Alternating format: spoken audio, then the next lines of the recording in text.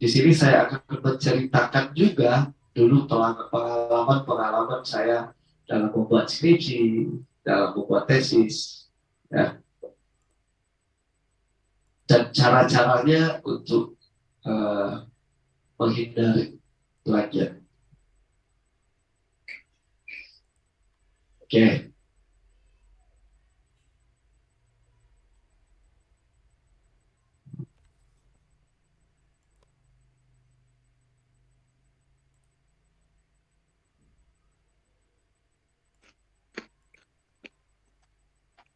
ya terima kasih.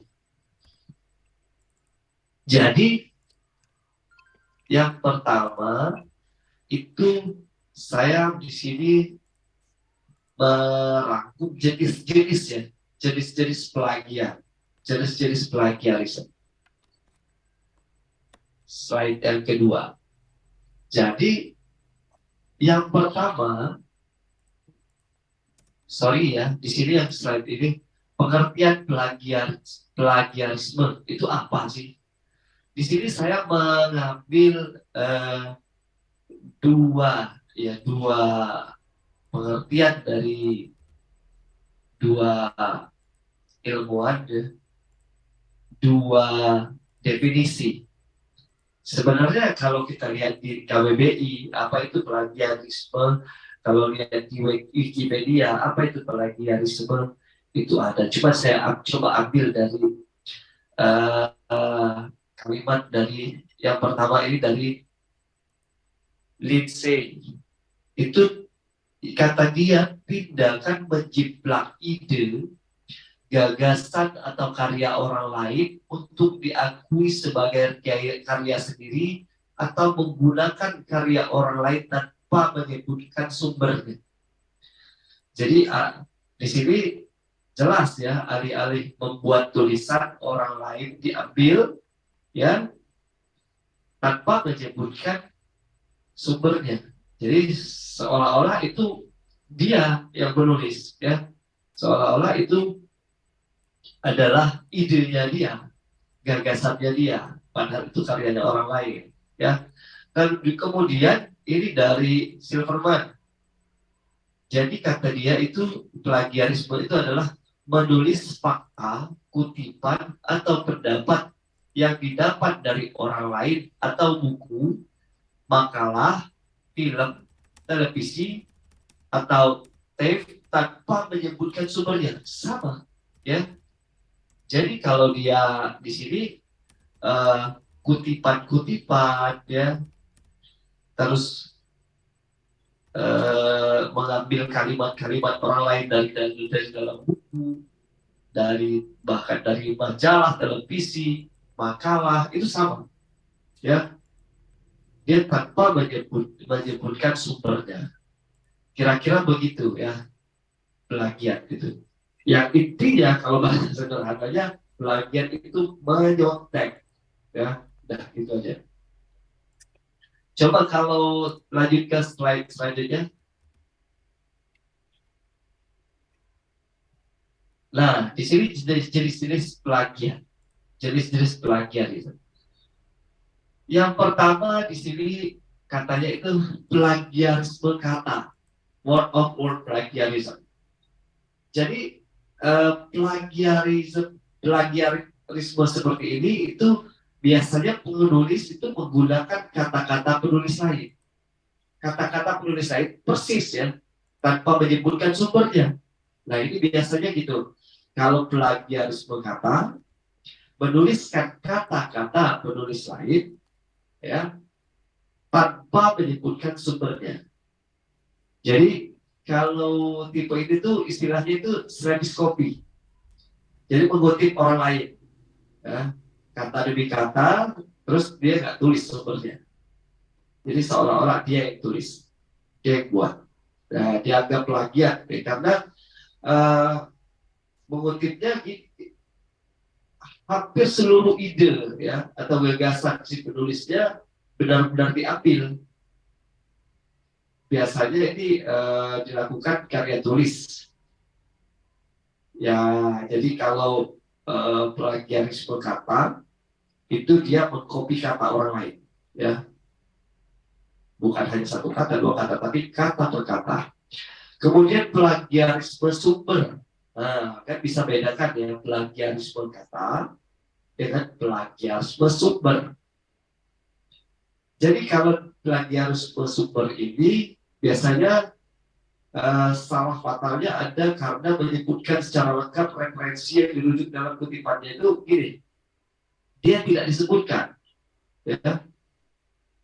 Jadi harusnya dia itu menyebutkan sumbernya, referensinya itu, ya. Jadi kalau sumbernya itu plagiarisme sumber, dia tidak menyebutkan sumber referensi yang dirujuk dalam kutipannya. Jadi kalau plagiarisme kata itu kata per kata, kalau plagiarisme sumber dia ini kesalahan fatalnya karena tidak menyebutkan secara lengkap ya referensi yang dirujuk dalam kutipan, tidak menyebutkan secara lengkap. Sudah dua, ya. Kemudian ada yang ketiga, plagiarisme kepengarangan. Nah, beda lagi ini. Kepengarangan ini karena merugikan penulis aslinya nih.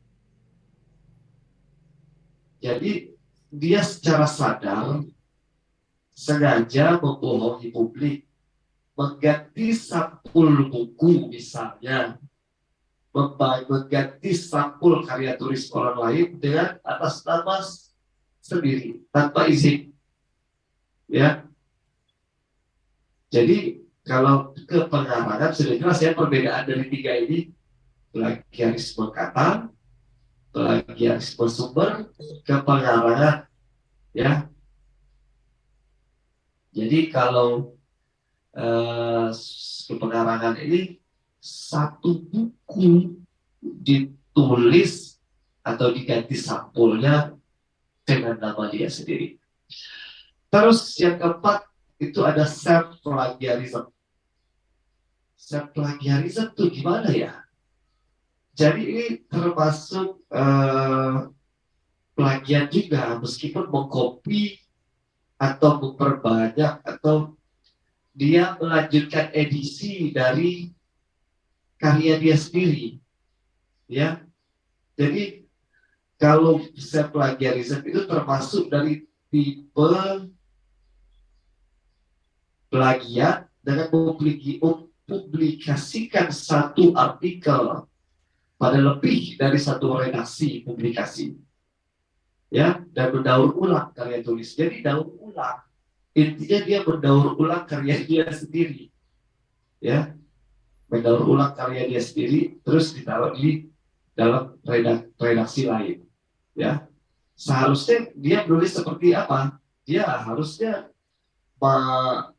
menyebutkan sumber meskipun itu tulisan dia, ya. Dia menyebutkan karena pernah ditulis di dalam redaksi mana, dia harus menyebutkan. Tapi ini tidak, ini self plagiarism. Jadi tidak boleh meski itu punya kita sendiri, ya. Jadi kita mampu mengambil karya sendiri. Kalau sekarang kita ke yang kelima, plagiat ID, ya, plagiarism of IDs. Jadi kalau tipe ini, ide atau gagasannya kemungkinan terjadi biasanya ada dua ide atau sama pada dua orang pencipta yang berbeda. Sekali lagi, jadi kalau plagiat ide itu,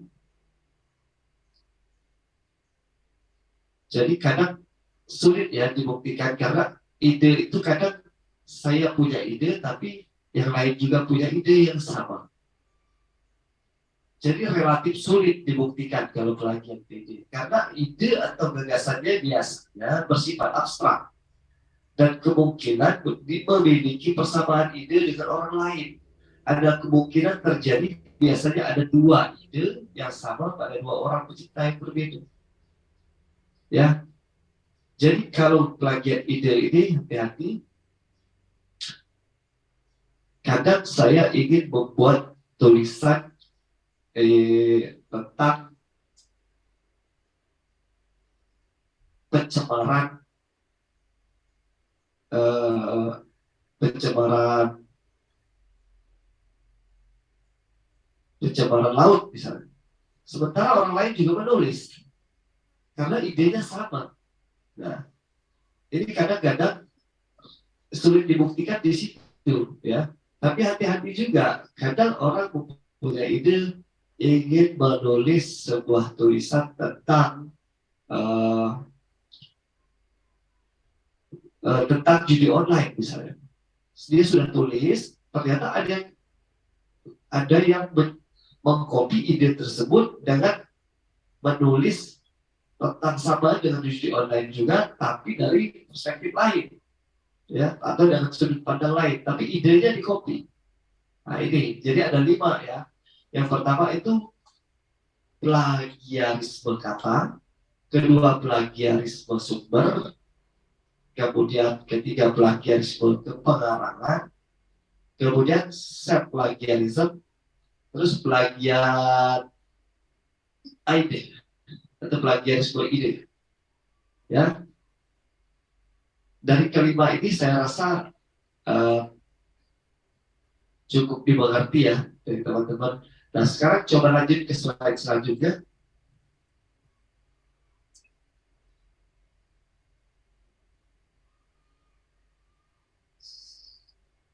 Di sini ada lagi jenis plagiat berdasarkan kesengajaan.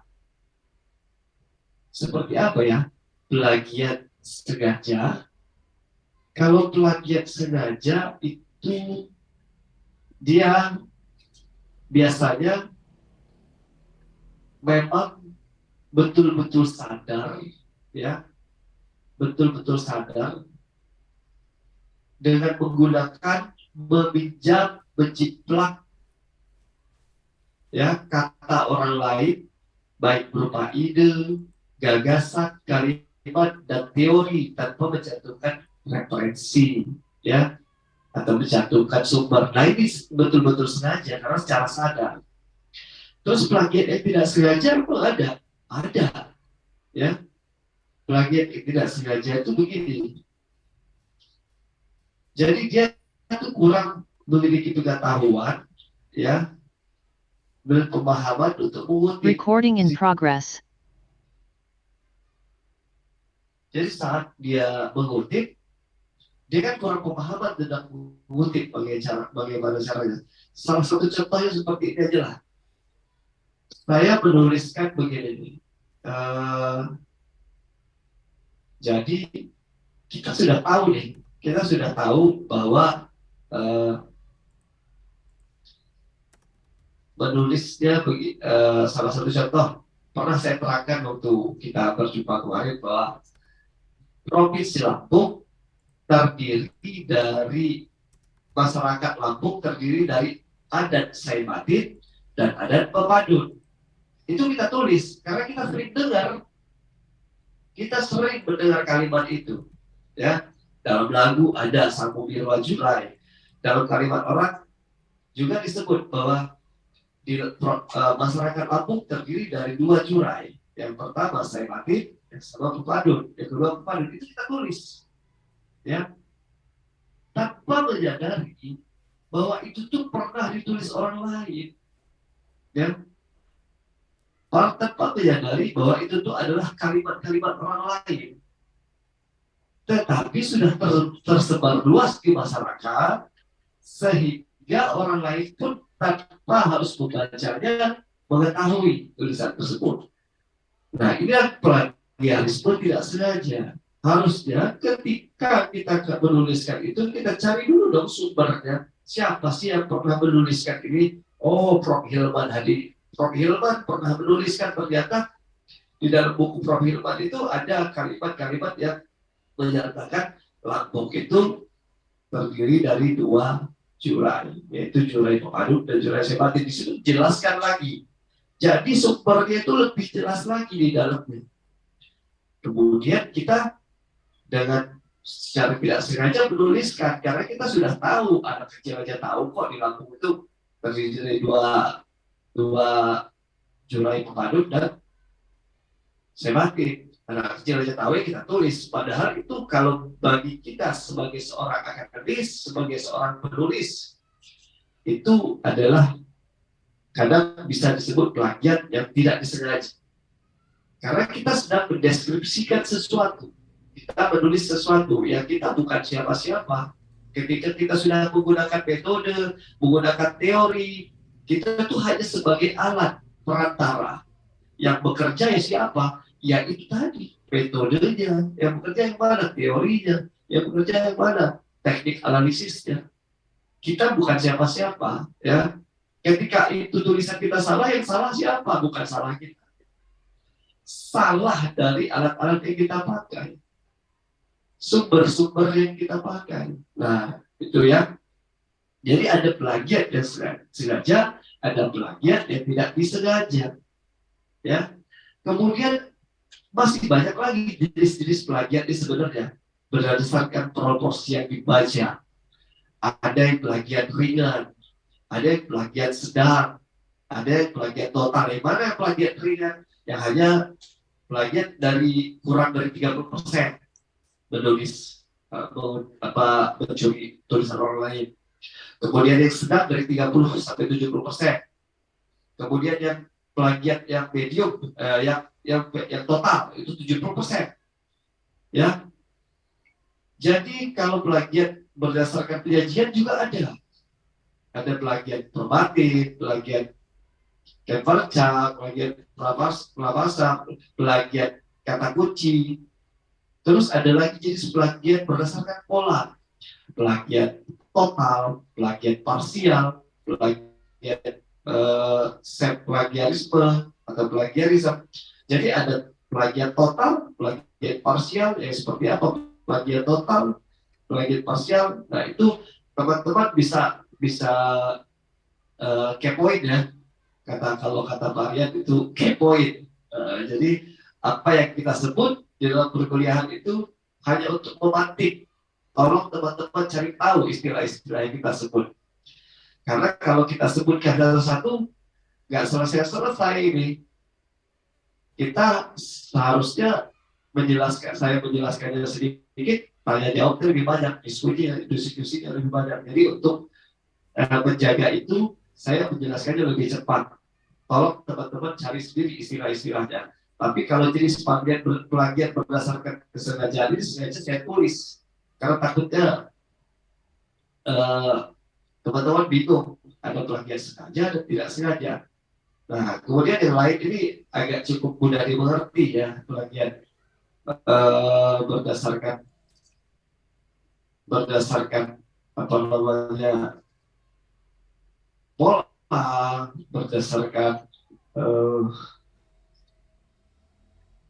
berdasarkan di sini ada yang dibajak, proporsi yang dibajak, ya, berdasarkan pola.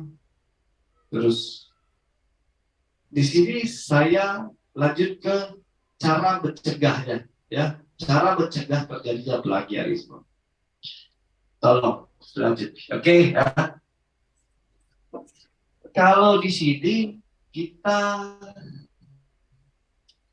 ada tulisan pertama, di poin pertama, sertakan citasi. Ya. Jadi ketika menggunakan gagasan, informasi, opini yang bukan buah pikir sendiri, itu citasi itu penting, ya. Berlaku meskipun penulis tidak menggunakan kata-kata yang sama persis, ya. Meskipun kita nggak persis menirukan atau mencontek atau menanggapi kalimat orang, itu tetap berlaku citasi, ya. Jadi si penulis itu harus memberikan keterangan dari mana informasi yang ditulis atau didapat, ya. Meskipun kita hanya idenya saja, kadang tulisannya itu mirip-mirip, tapi kita tulis, ya. Meskipun tidak sama persis, tapi kita harus tahu yang kita tulis itu dari mana sih kita dapat keterangan informasi yang tulis itu dari mana, ya. Jadi sumber itu tidak cuma dari buku, ya, bisa dari jurnal, skripsi orang, atau rekaman audiovisual, ya, gagasan-gagasan dari manapun, meskipun dari internet juga harus dicantumkan. Itu gunanya citasi. Terus yang kedua, cara menghindarinya itu catat sumbernya dan perpustakanya kita siap, ya, karena kita sudah mengetahui sumbernya dari awal. Jadi buku misalnya, kita tahu kalimat-kalimat yang harus kita tulis, kemudian kita harus sudah mencatat sumbernya, kita hafalkan, ya. Jadi di dalam buku itu apa aja sih yang harus kita tulis, yang sudah kita dapat, nah situ kita petakan, kita tulis di situ apa saja yang mau kita kutip dan sumbernya itu, ya. Begitu juga dari buku yang lain, begitu juga misalnya dari jurnal yang lain, begitu juga dari makalah yang lain, ya. Itu penting itu sebagai cara mencegah terjadinya plagiarisme. Jadi catat sumbernya, lakukan parafrase, ya. Jadi tulisan yang hanya menggunakan kutipan langsung lebih berpotensi dianggap melakukan plagiarisme. Jadi cara menyikapinya, melakukan parafrase ini menggunakan susunan kalimat sendiri dari sumber asli dengan tetap mencantumkan citasi, ya. Jadi lebih mudah untuk dilakukan.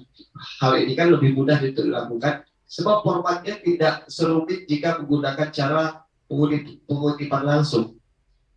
Jadi lakukan parafrase. Parafrase ini kita melakukan menggunakan susunan kalimat sendiri.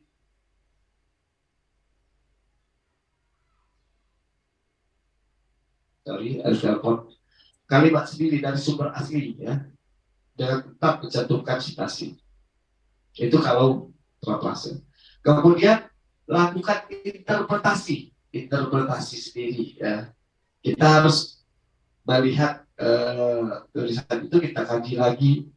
Jadi terkadang ada pendapat yang harus dijadikan bahan pembanding, ya, untuk dipinjam. Jadi kita baca dulu. Dalam hal ini bisa jadi analisisnya terlalu rumit maupun butuh interpretasi tambahan. Jadi kalau untuk menginterpretasi itu seperlunya, jadi kita interpretasi dulu, ya. Kita cari tahu dulu isinya, kita analisis dulu, ya. Terus ada yang kelima nih, gunakan aplikasi anti plagiarisme. Ada aplikasinya seperti TCID. Nah, jadi kalau dulu kan kayaknya nggak ada aplikasinya, orang susah kok, apalagi zaman masih pakai disket. Sekarang kan udah enak nih, udah. Untuk cara menghindari plagiarisme itu kita bisa gunakan aplikasi, ya. Di antara yang tadi sebenarnya untuk menghindari secara, kalau menurut saya, ya, dari poin 1, 2, 3, 4 di atas, itu cara kita menghindarinya. Kalau yang kelima itu cara mesin menghindarinya, ya. Jadi sudah aplikasi yang menjawab apakah itu plagiarisme atau tidak, ya, berapa persenkah secara berdasarkan total plagiarismenya, bahkan ditunjukkan persentase berapa persen untuk plagiat. Jadi itu ya cara mencegah terjadinya plagiarisme. Kalau selanjutnya coba Nah, selanjutnya terima kasih. Berarti dari yang saya sebutkan tadi, teman-teman, ada beberapa jenis plagiarisme dan cara menghindarinya. Ya, jenis-jenisnya banyak yang berdasarkan kesengajaan, berdasarkan pola, ya. Ada plagiarisme total, ada parsial, ada plagiarisme plagiarisme, ada eh, yang berdasarkan proporsi, berdasarkan proporsi, ada plagiat ringan, ada plagiat sedang, ada plagiat total, terus berdasarkan penyajian juga ada. Nah, di sini banyak sekali teman-teman bisa baca, ya, bisa baca. Tentunya ada modul ya yang diberikan oleh Pak Rian. Biasanya kan sudah duluan bukunya sudah dipegang oleh teman-teman mahasiswa. Saya rasa sudah duluan pula dibaca. Maka hari ini saya diminta oleh Pak Rian untuk tidak banyak berbicara, tapi lebih banyak untuk berdiskusi dengan teman-teman. Ya, saya di sini mencoba menjawab apa yang saya ketahui, dan ketika ada permasalahan yang belum bisa saya pecahkan, itu akan menjadi bahan pertimbangan atau masalah kita bersama-sama di dalam kelas untuk dipecahkan. Tentunya di sini Pak Rian sebagai penengah akan membantu juga kita dalam sesi tanya jawab. Silakan teman-teman kalau memang ada yang ingin tanya atau berupa komentar atau yang lainnya, silakan.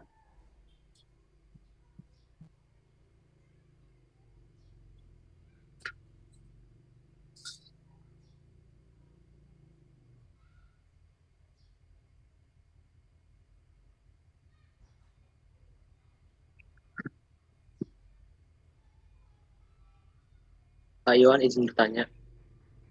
Ya, silakan Bayu. Pertanyaannya begini Pak. Kemarin lagi. Waktu itu Ubay pernah baca ada bahwasannya ada pasal kalau barang siapa yang kalau misalnya membuat plagiarisme itu ada dendanya gitu Pak. Ada denda berapa juta, 200 juta kalau nggak salah Pak. Nah, cara membedakan plagiarisme ringan sama yang berat itu bagaimana Pak? Oke, terima kasih. Kalau terhukum ya, dendanya sampai 100 juta, pun ada. Cuman kalau untuk bagian itu nanti akan dijawab. Jadi cara menilai ringan, bagian sedang, atau plagiat total ya, itu sebenarnya ada itu mahasiswa angkatan 2018 ya,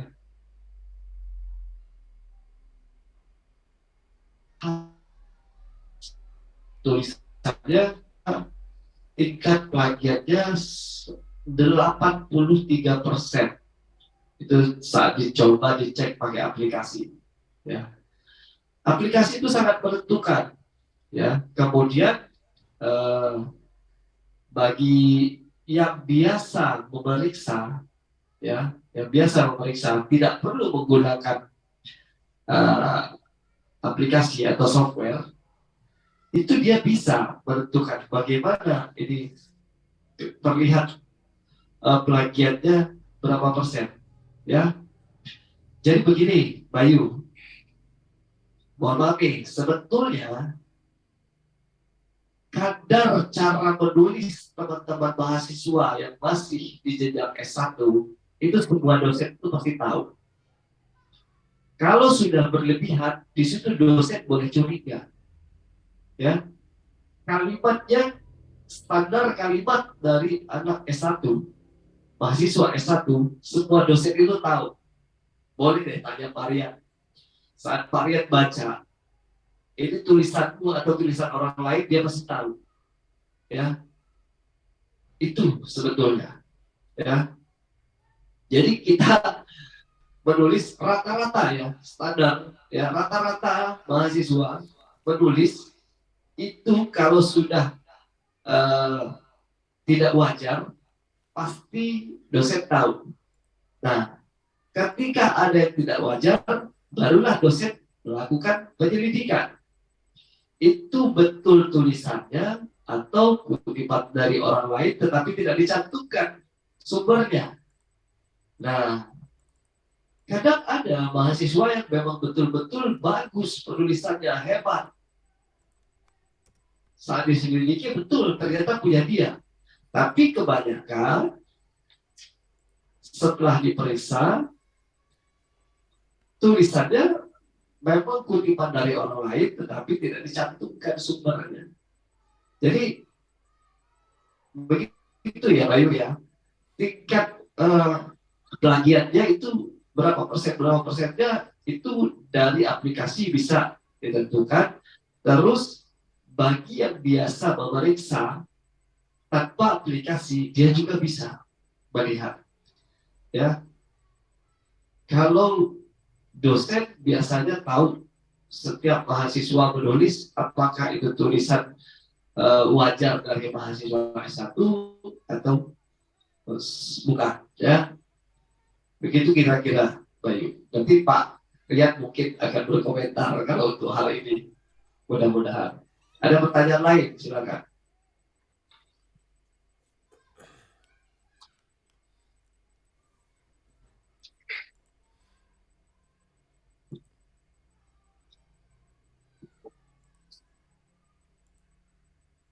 Ya, izin menambahkan Pak Yon. Ya, Pak Riyad, silakan. Ya, memang masalah plagiarisme ini masalah yang sangat urgent ya, terutama di era sekarang. Kenapa saya katakan urgent? Uh, Teknologinya makin gila sekarang. Gila dalam artian begini.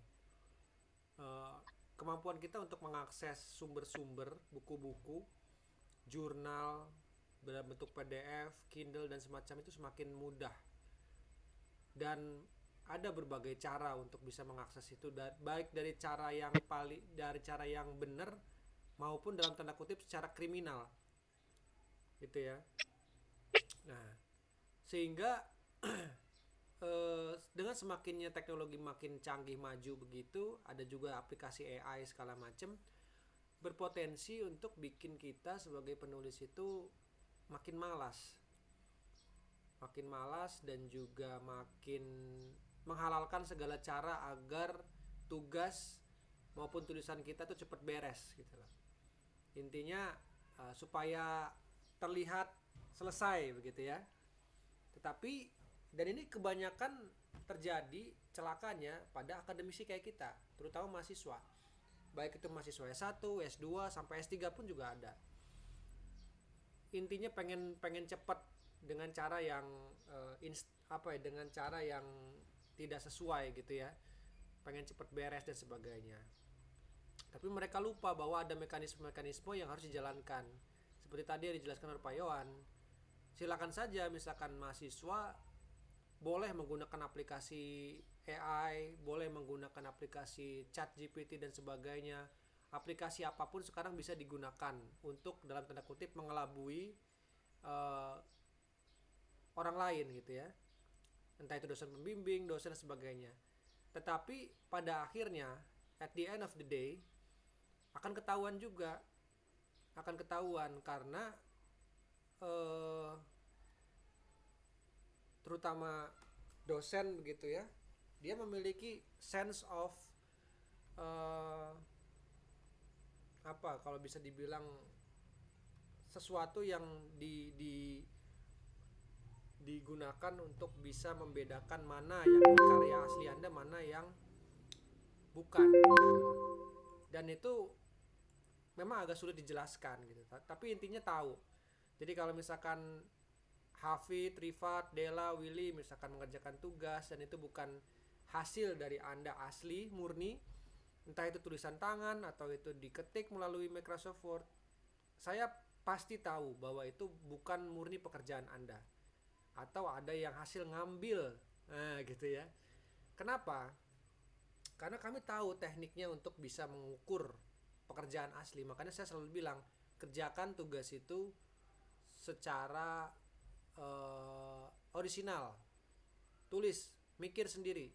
Gunakan sumber Google atau buku itu sebagai referensi saja, tapi jangan dijadikan sebagai bahan untuk Anda mengerjakan sesuatu secara cepat. Pengen enaknya aja, itu jangan. Karena ujung-ujungnya pasti akan merugikan ke kita sendiri. Ya, kalau terdeteksi plagiat, selesai. Jangan Anda kira misalkan Anda bikin skripsi nih, ya. Anda bikin skripsi, terus skripsinya itu sudah diujikan, sudah dapat ijazah, sudah lulus, sudah aman. Belum tentu. Dulu sempat ada kasus ramai, Anda tahu, ada guru besar yang dicopot dari jabatannya, ada dosen doktor yang diturunkan, ditarik lagi. Pernah dengar nggak berita itu? Itu serius, bener. Jadi jangan dikira kalau misalkan kita melakukan plagiarisme itu sudah aman, karena apalagi zaman sekarang jejak digital itu sulit hilang. Jadi sekali Anda misalkan membuat satu karya plagiat, itu kan akan diupload tuh di perpustakaan, repositori kan, kampus. Itu siapapun bisa ngebaca dan sulit dihilangkan itu nanti. Bayangkan kalau misalkan skripsi yang Anda kerjakan, jurnal yang Anda kerjakan itu hasil plagiat. Nama Anda akan dikenal sepanjang hayat gitu ya, sebagai seorang yang melakukan plagiarisme. Bahkan paling parah itu kalau misalkan Anda sudah menjabat jadi dosen atau di posisi tertentu di pemerintahan gitu, itu bisa dicopot. Paling parahnya bisa begitu. Jadi masalah plagiarisme ini menjadi penting untuk dibahas di sini, karena ini menjadi cikal bakal masa depan kita semua. Kalau Anda pengen lolos jalannya mulus, maka tulisan Anda harus bebas dari plagiarisme, dan Anda harus belajar untuk menulis segala sesuatunya sendiri dari nol, ya. Jadi buku itu digunakan sebagai citasi atau referensi, bukan sebagai alat untuk copy paste. Internet juga sama. Apalagi dengan semakin majunya teknologi, semakin gampang kita menggunakan teknologi AI untuk bikin tugas secara instan gitu ya, semakin gampang pula itu terdeteksi. Jadi selain itu bisa digunakan secara cepat untuk dalam tanda kutip kriminal, semakin gampang pula cara untuk ngeceknya. Ada aplikasi Turnitin sekarang, bahkan Turnitinnya ada yang udah premium dan bisa diperkaya lagi. Dan ada teknik-teknik yang secara psikologi juga kita bisa tahu, dan juga diujikan, ya. Jangan lupa bahwa skripsi itu nanti diujikan, bahwa nanti terakhir ketika Anda mau lulus, Anda kan wajib ikut ujian komprehensif dan sebagainya. Kalau dari situ aja sederhananya misalkan karyanya bukan karya kita sendiri, itu akan kelihatan. Karena seseorang yang menulis karya sendiri pasti akan berbicara sesuai dengan yang dia tulis, gitu. Sementara kalau hasil pekerjaannya bukan karya dia sendiri, dia ditulis nih misalkan, Anda pernah nulis ini sendiri nggak? Pernah. Oke, di halaman sekian masih ingat nggak? Pasti ingat, walaupun nggak dengan sengaja dihafal. Coba Anda menggunakan teori ini halaman berapa ya? Oh ada Pak, sebentar saya carikan. Oh halaman 25 misalkan. Tapi kalau misalkan Anda nggak mengerjakan itu sendiri, nggak akan ingat tuh bagian-bagian mana, gitu ya. Jadi ini hal yang harus diwaspadai bagi adik-adik semua. Jangan terlena dengan teknologi. Di sosial media, di akun-akun Facebook, YouTube, TikTok itu sudah banyak sekali hacker-hacker ya, yang menawarkan cara cepat untuk mengerjakan tugas begini, cara cepat untuk menulis begini, tapi pada akhirnya akan ketahuan juga, gitu ya. Karena sejauh-jauh sepandai-pandainya tupai melompat, tetap dosen lompatannya lebih jauh, lebih pandai, gitu ya. Jadi pasti ketahuan juga. Nah, ibaratnya kalau dulu istilahnya jangan ngadalin buaya gitu. ya gitu. Kalau mau ngadalin cicak gitu lah. Siapa buayanya? Dosen ya. Dosen itu buaya ya, kadalnya dari segala kadal. Jadi jangan dikadalin, gitu ya. Oke, Kira-kira begitu adik-adik. Ini saya menggunakan bahasa yang lebih agak jokes ya supaya tidak ngantuk ya, karena ini kuliah kita kan jarak jauh dan udah sore gitu, jadi supaya kalian tidak ngantuk. Oke, silakan Pak Yohan, apa dilanjutkan atau bagaimana? Ada materi berikutnya? Ya, Maria. Jadi melanjutkan yang tadi. Eh, kalau mahasiswa menulis, ingat ya, harus diingat, dosen pasti tahu itu tulisannya atau bukan. Sudah, itu saja itu ya. Kenapa bisa tahu? Itu rahasia kami. Ya, kenapa bisa tahu rahasia kami? Rahasia itu mudah kok sebetulnya, tapi kalian kan belum tahu. Nanti kalian akan merasakan kok, kenapa kok bisa tahu? Setelah kalian lulus dan kalian melanjutkan ke jenjang pendidikan yang lebih tinggi. Nah, di situ baru rahasianya ketemu. Oke, silakan ada pertanyaan ya? Yang lain? Ini Atau ada komentar? ini satu-satunya rahasia yang nggak akan saya kasih ya. Saya udah ngasih banyak rahasia soalnya ke mereka ini, Pak Yohan. Jadi rahasia saya udah saya berikan semua ini. Cuman ini doang yang masih saya tahan-tahan ya. Ya, kalau mau membongkar kalian ini, lanjutkan S2 sampai lulus. Oke, silakan ada pertanyaan lagi. Oke, yang belum bicara siapa? Coba sekarang dibuka semua kameranya. Ayo. Oke, saya sebutkan satu-satu ya. Mana ini? Dela. Coba Dela, mana Dela? Dela? Oke, Dela. Iya, Silakan Pak. Dela. Boleh bertanya, boleh juga berkomentar, berpendapat, eh, konsultasi ya, atau mengeluarkan gagasan, asumsi atau apapun itu. Silakan.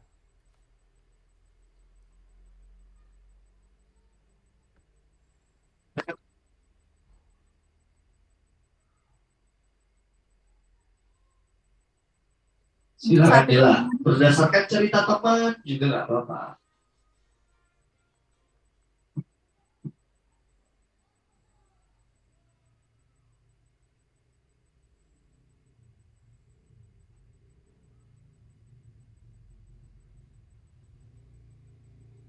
Halo Dela. ya, Pak. Oh, Untuk sementara ini belum ada, Pak. harusnya ada ya. Menyimak tidak tadi apa yang disampaikan Pak Yohan tadi? Iya, Pak. Menyimak tidak? Oke, kalau nggak ada pertanyaan berarti saya yang nanya ya. Oke, tadi coba sebutkan ada berapa jenis plagiarisme tadi Dela. Kalau memang menyimak.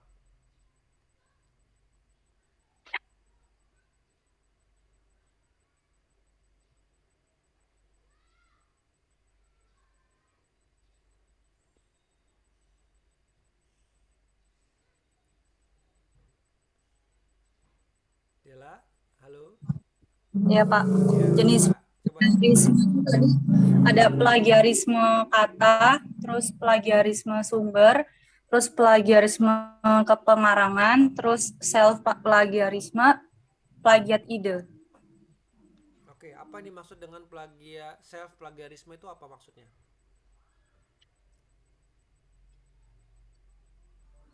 Kayak plagiat yang dilakukan oleh diri sendiri gitu, Pak, kayak misalkan ngambil dari internet.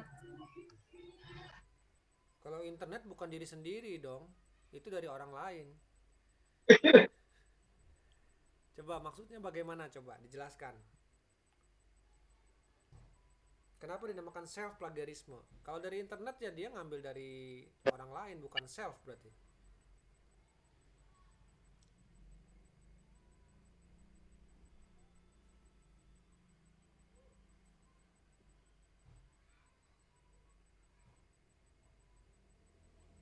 Berarti belum menyimak ya, belum menyimak nih. Ya, Pak. Pokoknya rumusnya kalau menyimak itu pasti ada pertanyaan. Kalau nggak ada pertanyaan berarti kurang menyimak gitu ya. Gitu. Oke, baik. Saya ke Aldi. Mana Aldi? Ya, Pak. Oke, Aldi, ada yang mau dikomentari atau ditanya? Atau saya yang nanya?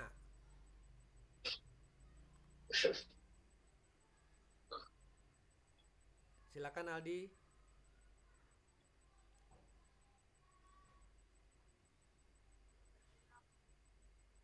Inilah sebabnya Anda harus on cam terus supaya terjaga terus dengan materi ya. Saya tidak tahu nanti Anda tidur apa ngantuk apa ngapain gitu kalau tidak berada di balik kamera itu ya. Jadi tidak terkontrol apa paham apa tidak nih tadi yang dijelaskan Pak Yohan sampai kering mulutnya itu. Menjelaskan panjang lebar. Silakan Aldi.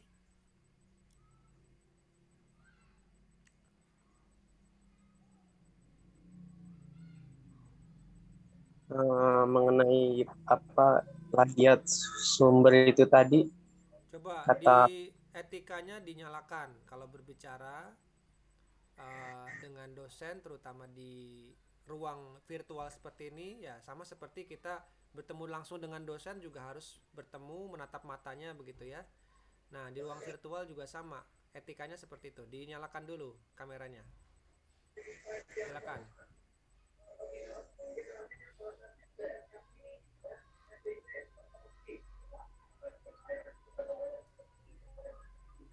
Halo Aldi. Oke, silakan Di. tadi mengenai untuk plagiat sumber itu kan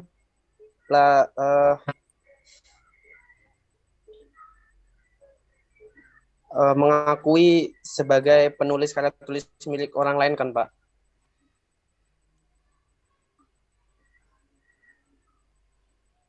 Terus apa? Nah, kalau misalnya kita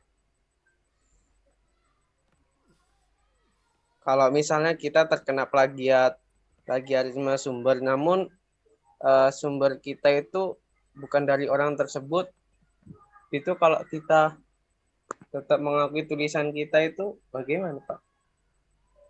Karya tulis kita. Oke. Pak Yohan bisa didengar tadi yang dimaksudkan oleh Aldi? Coba ini lagi Aldi ulang pelan-pelan. Coba diulang Di. Coba disusun Misalkan gini, pertanyaannya. kan saya punya karya tulis nih, Pak ya. Itu kan karya tulis saya sendiri, tapi di situ tetap aja terkena plagiarisme sumber. On-cam-kan dulu. Ketika berbicara kita punya batasan etika di sini coba di on-cam-kan. Nah, begitu. Silakan bicara pelan-pelan. Ayo.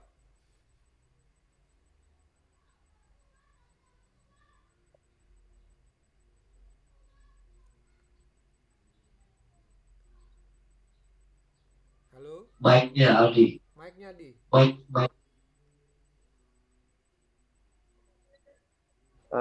Gini, misalnya saya membuat karya tulis kan, Mbak ya. Nah, di dalam karya tulis itu sudah semaksimal mungkin itu tulisan yang saya buat itu karya saya sendiri, namun tetap aja terkena plagiarisme sumber itu tadi. Namun saya cari sumbernya dari orang siapa itu beda teman Pak, tapi itu gimana Pak? Sama tulisan saya itu beda aslinya, tapi tetap aja terkena. Terima kasih Aldi. Silakan Pak. Saya coba memahami pertanyaan dulu ya. Jadi Aldi sudah membuat karya tulis, tetapi ternyata masih dianggap plagiat, terkena plagiat, dianggap plagiat ya. Pasti ya, ternyata plagiatnya itu dari sumber A. Pas dikonfirmasi ke sumber A, ternyata plagiatnya ternyata berbeda, tidak plagiat gitu. Oke, jadi gini, ini pertanyaannya mengarah kepada plagiat, bukan plagiat sumber saja kalau begini, ya. Maksudnya sepertinya Aldi ini mengarah kepada plagiat tidak sengaja. Kan ada plagiat secara kesengajaan, itu kan ada plagiat sengaja, ada yang tidak sengaja. Kalau yang disengaja itu benar-benar secara sadar kita. Idenya kita copy, tulisannya kita copy, kata-katanya kita copy, kalimatnya kita tiru, kita contek. Nah, tapi kalau yang ini tadi Aldi ini betul-betul menulis kalimat, menulis karyanya sendiri kan, tidak menyontek kan? Maksudnya seperti itu. Iya, Pak. Nah, jadi Aldi itu tidak menyontek, Aldi betul-betul menulis dengan kalimatnya sendiri, tetapi setelah jadi ada kesamaan dengan yang lain. Gitu kan, ada kesamaan dengan yang lain. Saat dicek, ternyata memang betul ada kesamaan, tetapi ada perbedaan. Itu idenya aja yang sama. Nah, jadi plagiat ide itu ada juga. Ya, tipe plagiat yang paling sulit dibuktikan adalah plagiat ide. Ya, karena gagasan biasanya bersifat abstrak, ingat, abstrak, dan kemungkinan memiliki persamaan ide dengan orang lain. Ya, kita menulis nih, mengarang bebas nih, menulis sudah panjang lebar kita tulis, ternyata orang lain melihat kok tulisan itu seperti tulisannya si B atau tulisan si A. Padahal itu pun di tulisan kita. Itulah karena kesamaan ide itu tadi. Ya. Nah, ini harus hati-hati. Maka kita harus cari betul sebelum kita tulis. Caranya sebelum kita menulis, misalnya kita menulis tentang kesadaran masyarakat terhadap lingkungan. Kita cari sebelum kita menulis itu, kita harus dulu cari, betul-betul cari. Pernahkah orang menulis seperti ini? Kita betul-betul cari dulu. Ya. Kalau kita belum pernah mencari itu, kita tulis, bahayanya itu tadi. Bahayanya itu tadi, meskipun tidak berniat menyontek, tapi ada yang sudah menulis lebih dulu, ya. Mungkin topiknya memang topik-topik yang banyak didengar orang lain. Temanya yang memang gampang. Itu yang bahaya, karena temanya tidak banyak orang, temanya itu familiar gitu. Temanya itu banyak orang yang tahu, maka kita menulis dengan mudah. Coba kalau temanya tidak banyak, ya, temanya itu memang sedikit, topiknya memang jarang didengar, otomatis sepertinya yang jarang lah bakal ketemu plagiat ide. Cuma karena kita menulis itu tadi tanpa mencari dulu data-data siapa saja yang sudah pernah menulis, kan ada kata kuncinya. Kita itu makanya setiap tulisan orang itu selalu ada kata kunci. Kita ketik aja kata kunci. Misalnya tentang ketahanan pangan kita tulis ketahanan pangan, muncul tuh semuanya orang pernah nulis. Ya, tentang lingkungan, ketik lingkungan, semua muncul. Tentang musik distorsi misalnya, musik banyak muncul musik, tapi musik distorsi, nah baru lebih spesifik. Kita cari dulu sebelum kita mulai menulis. Itu sih sarannya, Aldi. Saya menangkapnya itu, ya. Terus hati-hati juga yang plagiat tidak sengaja tadi, ya. Jadi ada dua di kemungkinannya, plagiat ide tadi dan plagiat yang tidak sengaja tadi. Kita serius menulis bahwa Provinsi Lampung memiliki 2 kota dan 8 kabupaten misalnya. Ya itu kan udah ada yang nulis duluan. Itu bukan kalimat kita, datanya dari mana sebagai pendukung ya. Semua orang tahu kok, kotanya kota dua kota, 8 kabupaten. Semua orang tahu kok, anak-anak SD tahu kok berapa sih kabupaten yang ada di provinsi Lampung, berapa kota yang ada di provinsi Lampung, orang bisa jawab. Tapi kita sebagai penulis, sebagai akademisi harus mendukung lewat kutipan. Harus kita dukung lewat penguat. Kita cari penguatnya, kata siapa itu dari 2 kota dan 8 kabupaten, gitu kan. Sama halnya kita melihat, misalnya kita menuliskan kabupaten pesisir barat memiliki misalnya memiliki banyak hasil nelayan. Emang kita tahu dari mana hasil itu? Oh, tahu dari teman. Tidak bisa kayak gitu. Itu sebagai penulis atau kita datang langsung pernah melihat gitu sebagai observasi dan hasil observasi. Tentu harus ada pendukung-pendukungnya, ya. Jadi yang ditanyakan Aldi tadi, yang saya tangkap itu begitu, ya. Hati-hati plagiat yang tidak sengaja dan hati-hati plagiat ide. Kalau supaya menghindari plagiat ide, cari tahu dulu kata kunci yang akan kita tulis. Maka keluar semua tulisan-tulisan orang lain yang sebelumnya pernah menulis tentang topik yang akan kita tulis. Nah, gitu. Ya, saya kira begitu. Ya, baik Pak, terima kasih. Ya. Saya tambahkan sedikit ya. Jadi Ya. ini memang makanya plagiat ini masuk ke dalam materi tambahan di mata kuliah literatur review, karena sebetulnya proses saat kita menulis, misalkan Rifat lah mau menulis tentang musik Talobala, hal yang pertama harus dilakukan apa? Melakukan literatur review.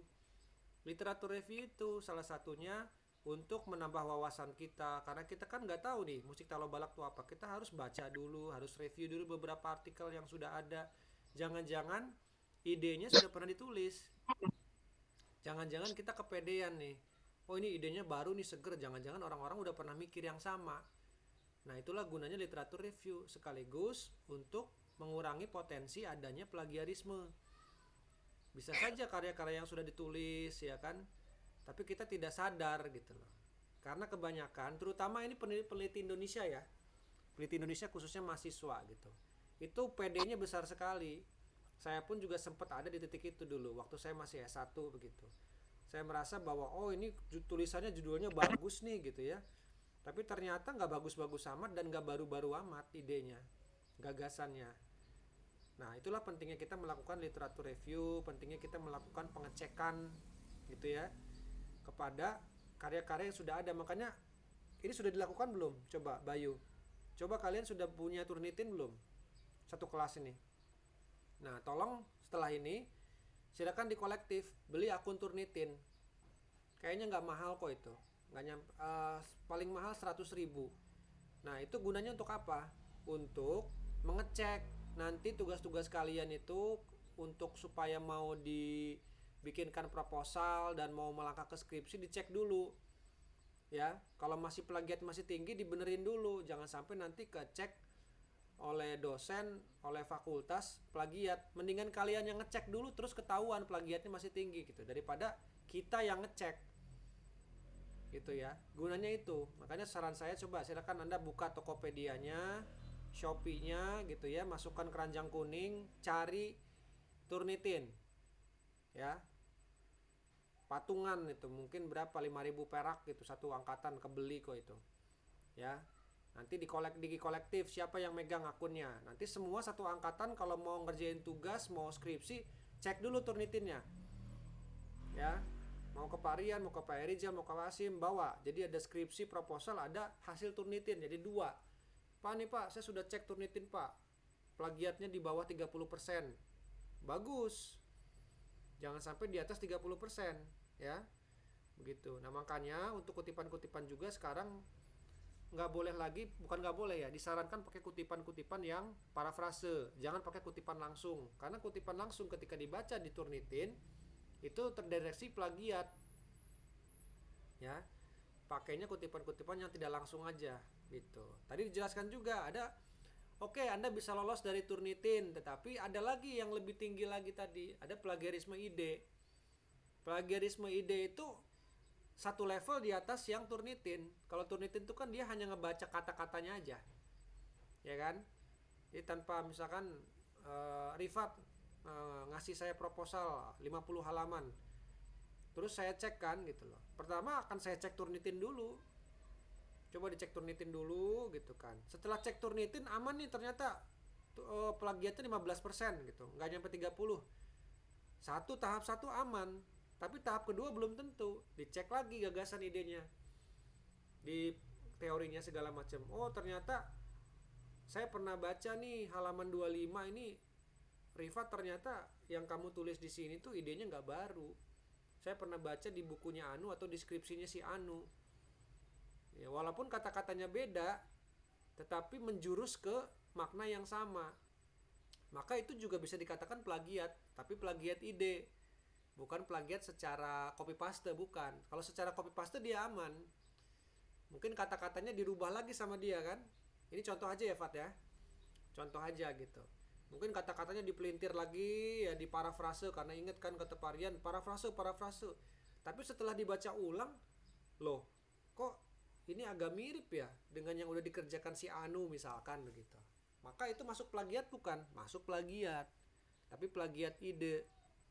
Ya. Jadi lolos di Turnitin, Turnitinnya rendah, tapi setelah dibaca lebih seksama lagi ternyata ini plagiat, bukan sama idenya gitu ya. Jadi seperti itu ya. Jadi oke. Ini Pak Yohan keluar ya. Oke, kita sambil nunggu beliau gabung lagi. Oke, silakan yang lain berkomentar.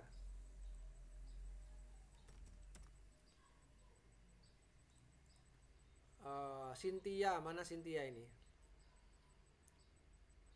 Hadir Pak. Halo Cynthia, apa kabar? Sehat Pak, Alhamdulillah. Sehat. Kok lemes sekali, lagi datang bulan? Enggak Pak. Enggak. Apa karena ngantuk apa? Ambil cemilan deh di sebelah gitu, ada kacang, ada apa, nggak apa-apa ya, sambil makan kacang. Yang penting tetap fokus ya. Yang penting fokus, sambil makan kacang ngemil-ngemil nggak apa-apa. Namanya di rumah ya.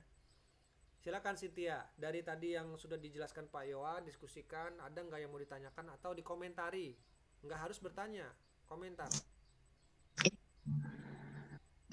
Mungkin kan tadi Bapak membahas mengenai plagiarisme ide. Nah itu kan sifatnya tuh kadang abstrak ya Pak. Kadang pemikiran orang kan belum maksudnya dia tuh pemikirannya ada punya ide nih. Cuman dia tuh nggak tahu kalau misalkan pemikiran itu sudah ada sebelumnya gitu loh Pak. Idenya itu. Nah itu cara mengetahui atau membuktikan adanya plagiarisme ide itu gimana Pak? Selain yang ngecek, oh Bapak pernah ngecek skripsi orang kayak gini juga gitu. Tentu juga dia lihat dari skripsi tersebut. Itu gimana Pak? Ya, yang pertama memang satu mengecek, kalau pengen ngecek plagiat secara tulisan ya, itu kan pakai Turnitin. Terus yang kedua ya mau nggak mau ya membaca, mereview gitu. Makanya mereview itu menjadi satu aktivitas yang nggak boleh ditinggalkan. Makanya sebetulnya PR kalian itu banyak loh menuju ke skripsi itu. Banyaknya apa? Karena di literatur review itu makan waktu banget awal-awal itu. Misalkan Cynthia nih nulis tentang, judulnya apa kemarin saya lupa. Cynthia judulnya apa? Penggunaan teknik vokal pada pembelajaran paduan suara di SMA Negeri 1 kali. Oke. Teknik vokal, paduan suara, ada 2 kata kunci itu ya. Oke. Berarti kan minimal ada 2 artikel atau sumber yang harus kamu cari di Google Scholar atau di mesin pencari ya. Di Garuda, di Sinta, di Scopus kan sudah saya kasih tahu tuh ya, Dewa Aji dan sebagainya. Kamu cari tuh. Dan itu makan waktu. Itu makan waktu, nggak cukup sehari 2 hari gitu loh. Kamu cari 1, 2, 3, ketik kata vokal. Ada berapa tulisan tentang vokal di situ? Ketik kata paduan suara, ada berapa yang muncul di situ? Di download, masukin semua ke Zotero.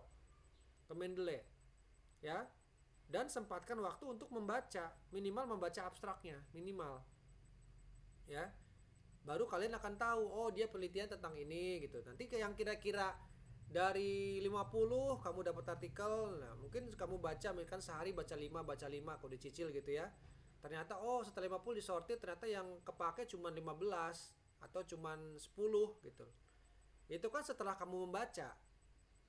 Ya kan? Seperti yang saya jelaskan kemarin bahwa mungkin saja tentang gamelan, tapi ternyata setelah dibaca lagi bukan pendidikan musik konteksnya, dia tentang computer science. Ada kan kemarin orang yang meneliti tentang gamelan tapi di bidang komputer, isinya rumus-rumus semua yang kita nggak ngerti kan, rumus-rumus ala-ala komputer lah begitu kan, walaupun judulnya ada gamelannya tapi itu nggak masuk sama kita, nggak cocok gitu loh ya. Jadi cara mengetahuinya ya balik lagi dengan cara kita melakukan literatur review. Kalau kita mau selamat dari plagiarisme dan kita pengen kerja yang benar, nulis yang benar, sebetulnya sudah diajarkan di mata kuliah ini, sudah di publikasinya sudah. Metodologi sudah ngontrak belum kalian? Metodologi penelitian Sudah, Pak. sudah ya. Dulu sama siapa? Pak Rizal ya, Pak Afrizal, Pak Yuda ya. Iya, Pak. Nah apalagi itu sudah belajar gitu ya. Seharusnya di tahap kalian sekarang ini udah di ujung banget, itu udah ya sudah harus tempur, tidak ada lagi tawar menawar. Setelah ini kalian akan bertemu dengan proposal, kalian harus bikin proposal, langsung tancap gas ke skripsi, diharapkan selesai. Dan ingat batas waktunya 6 bulan yo. Ya. Sekarang sebetulnya aturan lama, tapi sekarang lebih ketat aturannya. 6 bulan. Kalau kamu misalkan pengen dibimbing sama Pak Yuda, sama saya mungkin, sama Pak Prisma, 6 bulan. 6 bulan nggak ada perubahan, belum juga ujian, akan diganti pembimbingnya otomatis. Ya. Akan dilempar ke yang lain. Makanya kalian hanya punya waktu skripsi sekarang 6 bulan. Aturan yang baru ketat. Ya. Sebetulnya nggak usah khawatir. Kalau kalian memang melakukan dari awalnya udah bener nih, seperti yang saya ajarin sekarang, sebetulnya nggak butuh waktu 6 bulan, 2 bulan aja beres. Asal intens gitu ya. Intens, bimbingannya bener gitu. Jangan ketemu, Pak mau janjian Pak gini ketemu gitu. Tahu-tahu mentang-mentang banyak coretan gitu, langsung ngedown. Tahu-tahu ngilang ya kan. Alasannya mau healing dulu, tapi healingnya kebablasan gitu kan. Gitu. Jangan begitu ya. Karena skripsi itu ajaib loh adik-adik, ajaib. Ajaibnya kenapa? Setan seluruh dunia itu ngumpul menghantui orang-orang yang sedang nulis skripsi ya. Jadi Wewe Gombel, ada siapa itu, Suster Ngesot ya, ada lagi Dracula, semuanya berkumpul untuk membayang-bayangi orang yang lagi nulis skripsi. Makanya malasnya tuh luar biasa malas tuh kalau lagi nulis. Untuk buka laptop aja males banget gitu ya. Kalau dulu perasaan waktu ngerjain tugas mata kuliah tuh nggak malas-malas amat. Kalau skripsi tuh malasnya luar biasa, bisa berkali-kali lipat. Nah makanya dengan adanya begitu, kitanya harus semangat, harus lebih terpacu lagi untuk beres gitu. Saya dulu ini saya cerita sedikit ya. Saya dulu pernah waktu skripsi dan tesis itu, pernah saya cerita belum ya? Filenya hilang, kena virus. Zaman dulu ya. Gitu. Nah makanya nanti kalau kalian nge-save itu save yang banyak. Ada di flash disk, ada di Google Scholar, di Google Drive ada ya. Bahkan saya sampai nitipin ke warnet itu file-filenya itu ya. Dulu saya masih nulis di warnet skripsi itu ya. Jadi saya ada warnet, ada 10, saya ganti-ganti komputer, saya titipin di komputer satu-satu tuh. Antisipasi takutnya komputer saya rusak. Nah, jadi masih ada backupan gitu. Sampai di folder itu juga ditulis gitu ya, ketika kita nulis misalkan proposal bismillah. Proposal bismillah ya Allah gitu kan. Proposal bismillah banget gitu ya, P-nya ada 3 gitu. sampai begitu gitu ya, saking kita pengen nge-save-nya tapi ternyata ya hilang juga gitu. Nah makanya silakan nanti disiasati. Nah kalau terakhir saran saya sih pakai Google Google Drive ya biar aman. Bikin 2 Google Drive khusus untuk naro file skripsi kalian. Jadi di komputer ada, di Google Drive ada. Jadi kalau suatu waktu kejadian yang nggak diinginkan, kalian masih punya filenya. Gitu. Oke, terjawab Cynthia? Terjawab Pak, terima kasih Pak. Oke. Coba yang lain komentarnya. Mana ini Pedro? Mana Pedro ini? Pedro kenapa? Pusing kamu ya? Kepalanya dipegang-pegang. Lagi di jalan, Bri. Suaranya kurang kedengaran, Oh, Pak. kurang kedengeran. Ini kedengeran gak suara saya, Pedro? Suara saya terdengar tidak? Putus-putus sama delay, Pak. Oke. Oke, kita ke yang lain dulu berarti. Rio. Halo Rio. Halo Pak, Assalamualaikum. Salam. Di mana Rio posisimu? Di rumah atau di Rumah Pak, rumah pacarmu? di rumah orang tua Pak. Oh, di rumah orang tua. Oke. Gimana Rio? Tadi mengikuti jalannya diskusi kita Pak Yowan gitu ya. Iya Nah, Pak. sejauh ini berkaitan dengan tema diskusi kita yaitu plagiarisme, apa yang ingin Rio sampaikan? Ini Pak, untuk plagiarisme kan kita makainya Turnitin tuh Pak. Ya, Nah, yang mau saya tanyain kan kemarin tuh kita pas matkul Pak EB itu banyak kejebak di Pak tinjauan pustaka sama kajian teori yang penelitian yang relevan. Di situ tuh Turnitinnya lumayan ini Pak banyak. Jadi di penelitian yang relevan itu jadi yang menyumbang presentasi yang lumayan besar ke Turnitin itu Pak. oke. Itu cara mengatasinya gimana Pak? Waduh, ini akal-akalan nanti ujung-ujungnya nih. Oke, bagus sekali pertanyaannya ya. Siapa? Rio ya. Saya mau tanya lagi. Kemarin kamu berapa persen itu waktu dicek di Turnitin itu? Kemarin hampir 50% Pak. Oke, metodenya gimana? Waktu kamu nulis itu kamu copy paste atau kamu parafrasekan? Jujur. Iya Pak, untuk yang penelitian yang relevan sebagian saya copy paste dari abstrak Pak. Nah, Jadi ya itu. dari Terjawab sudah. Sudah terjawab ya sebetulnya ya. iya Pak. Nah, jadi jangan copy paste. Bikin parafrase, jangan males buat merangkai kata-kata sendiri. Gitu. Jadi Baik, Pak. baca ulang, dibahasakan ulang lagi gitu loh. Dipelintir lagi kata-katanya. Intinya jangan sama. Karena Turnitin itu membaca deretan kata-kata yang mirip. Cara kerjanya dia begitu. Gitu. Nah, kalau pengen terhindar ya bahasakan ulang aja. Nah, trik untuk memparafrase ya caranya gini. Kamu baca sekali aja bacanya ya. Kalian ya. Baca sekali, baca abstraknya. Terus kalau sudah baca bacanya dipahamin, jangan cuma sekali baca, dipahamin gitu. Sambil baca oh begini. Nah, nanti kalau sudah kalian mandek dulu sedikit, diem, terus coba rangkai kata dulu gitu loh. Nanti kalau sudah baru nulis. Tapi jangan dilihat lagi si kata-kata yang tadi. Paham nggak? Karena kadang-kadang kan kita begini nih. Kita nulis terus kita paham nggak maksud saya? Ini Paham kan, Pak. kayak orang tahlilan ini la ilaha illallah gitu kan. Kalian ngelihat kesini lagi tulis, ngelihat sini. Nah, jangan begitu. Trik untuk menulis supaya parafrasenya cepat, lancar, efektif, baca aja sekali aja baca, pahamin gitu apa kira-kira maksudnya. Oh, kalau sudah tutup si artikelnya itu, abstraknya itu, kalian bahasakan ulang dengan kata-kata sendiri.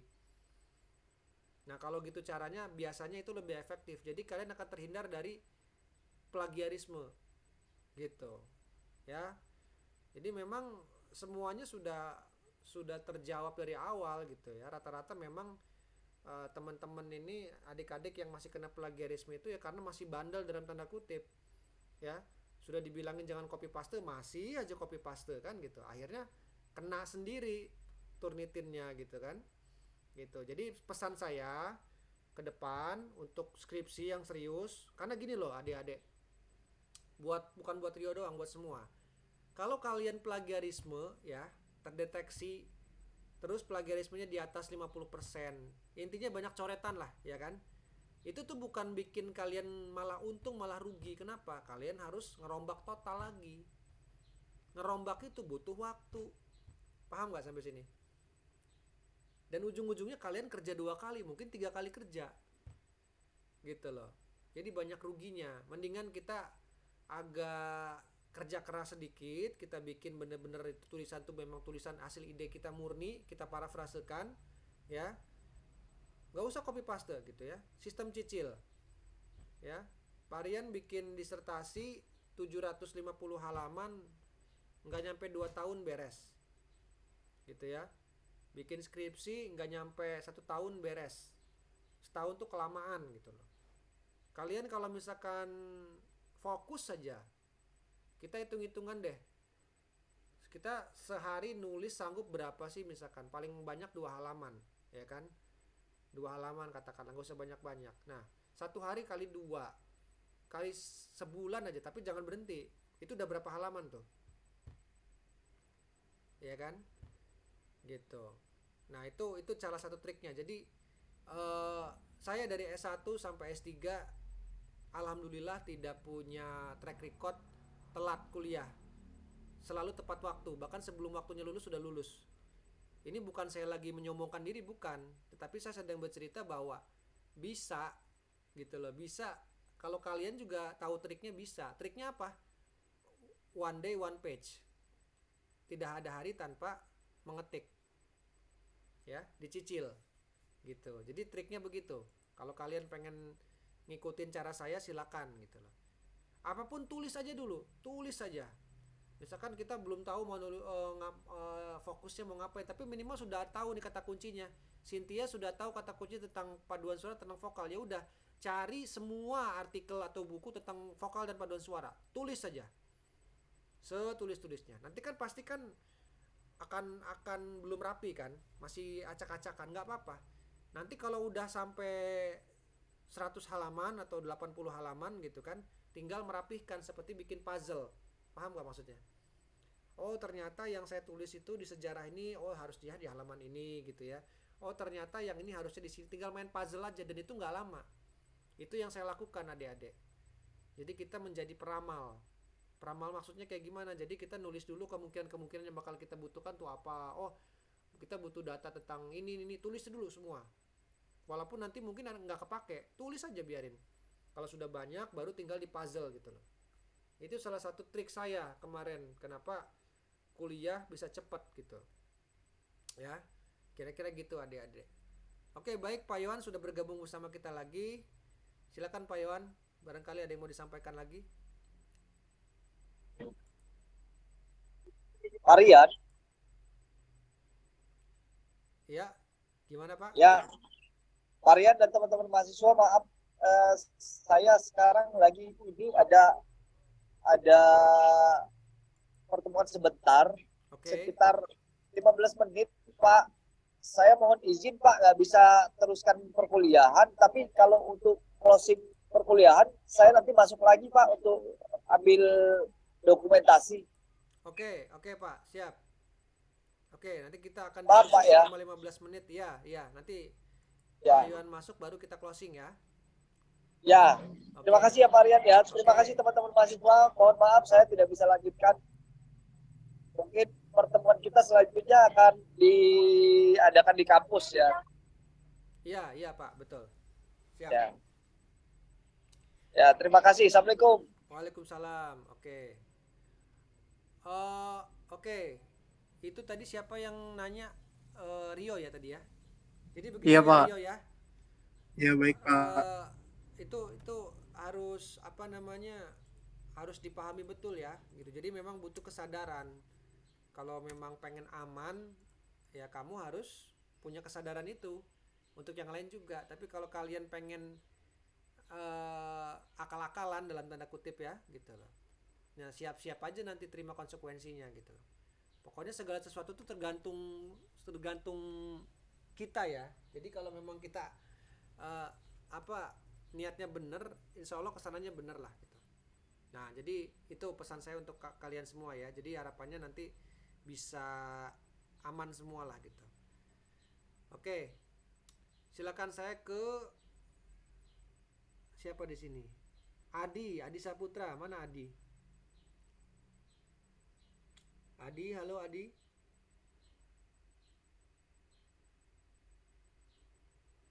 Adi.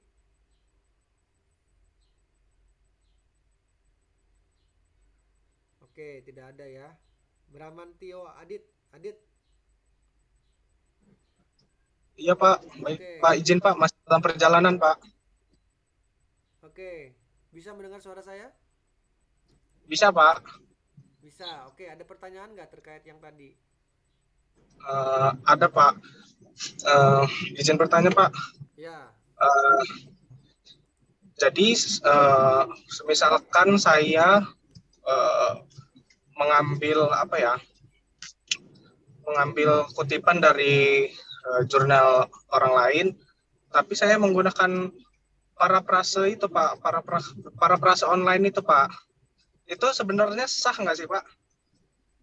Parafrase online ada. Iya. Oke, ada kayak Grammarly, ada kayak Quillbots gitu ya? Iya Pak, semacam itu Pak. Oke, thank you. Pertanyaannya bagus itu. Oke. Iya Pak. Untuk beberapa saya tidak tahu kalau misalkan dalam bahasa Indonesia ya, kebanyakan kan memang aplikasi itu digunakan dalam bahasa Inggris itu lebih rasional dan kata-katanya lebih smooth, lebih rapih. Tapi kalau dalam bahasa Indonesia saya belum tahu, belum pernah nyoba. Tapi tetap ya, itu AI, artificial intelligence, dan dia punya pola, punya kelemahan. Dan lagi-lagi saya, Pak Yohan dan beberapa dosen udah tahu polanya, udah tahu rahasianya lah ibaratnya begitu. Nah artinya bagaimana kalau misalkan kita udah tahu rahasianya, ya kita akan tahu misalkan Anda menggunakan jasa mesin-mesin aplikasi seperti itu, saya akan tahu gitu loh. Artinya apa? Sebaiknya ya balik lagi tadi, kita menggunakan kemampuan sendiri untuk mengerjakan segala sesuatu tulisan kita. Karena kalau kita menggunakan mesin-mesin AI seperti itu, apalagi misalkan bertemu dengan yang jeli gitu ya, kayak saya ini termasuknya jeli banget gitu ngelihat, oh ini ternyata menggunakan AI gitu. Kita udah tahu triknya untuk mengecek itu gitu. Nah itu akan berbahaya untuk Anda sendiri nanti ya gitu. Jadi saran saya, hindari menggunakan aplikasi-aplikasi AI seperti itu,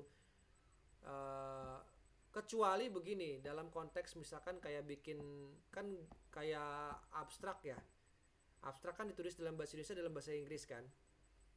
Nah yang bahasa Inggrisnya Anda masih menggunakan itu masih oke lah, abstrak ya, karena abstrak kan cuma sedikit, cuma 200 kata. Tapi kalau semuanya satu skripsi menggunakan itu, saya nggak sarankan gitu loh. Karena itu sangat mudah terdeteksi, terus kata-katanya juga sangat kaku, dan akan berbahaya gitu loh konsekuensinya. Nanti ketika Anda dituduh plagiat segala macam kan akan repot.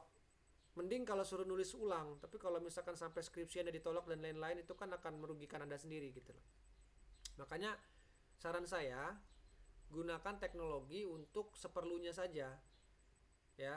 Gunakan misalkan Anda butuh untuk literatur review, gunakan Google Scholar dan segala macam, internet. Itu digunakan secara positif untuk nyari literatur ya kan. Terus gunakan Zotero, aplikasi untuk naruh referensi. Terus untuk menerjemahkan boleh, misalkan ada artikel bahasa Inggris yang nggak ngerti, pakai Google Translate. Tapi kan untuk menerjemahkan, bukan untuk mengcopy paste. Karena ada yang misalkan Anda ngambil nih dari jurnal berbahasa Inggris, terus Anda translate, terus di hasil translate di copy paste ke skripsi. Ada yang begitu. Jangan coba-coba seperti itu akan ketahuan gitu ya. Makanya saya bilang lakukan segala sesuatunya dengan rapi dan benar, sehingga nanti Anda juga akan mengalami kelancaran dalam penulisan skripsi gitu ya. Kalau semuanya menggunakan AI segala macam gitu mah ya orang nggak perlu berbulan-bulan, 1 minggu aja udah beres tuh skripsi ya. Tapi kenyataannya sampai sekarang kita masih harus menulis skripsi secara manual. Kenapa? Karena memang yang diuji adalah bukan teknologi AI-nya, bukan teknologi bagaimana cara kita menggunakan teknologi, tapi kemampuan kita untuk bernalar, berpikir. Skripsi itu kenapa sulit? Ya Anda harus nulis dari nol, nulis manual. Ya kan? Kenapa harus nulis manual? Karena nanti akan diuji. Kecuali kalau Anda nulis skripsi langsung dinilai skripsinya ditaruh, nggak perlu ada komprehensif, nggak perlu ada proposal, nggak perlu ada kompre. Langsung aja gitu kan.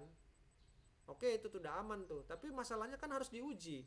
Ketika ujian itu kan akan ditanyai. Oke, Alvina, apa yang Anda tulis? Kenapa Anda ngambil judul ini gitu kan. Itu kan harus terjawab. Ya. Dan dosen itu sangat lihai sekali untuk membaca di mana kekurangan Anda. Gitu. Makanya saya sangat yakin bahwa skripsi yang Anda tulis dengan keringat Anda sendiri tanpa akal-akalan menggunakan aplikasi yang aneh-aneh begitu, itu akan lebih dihargai dan akan lebih aman ketimbang Anda menggunakan teknik-teknik yang tidak sesuai dengan kaidah, termasuk melakukan plagiarisme seperti yang dijelaskan oleh Pak Iwan tadi. Ya.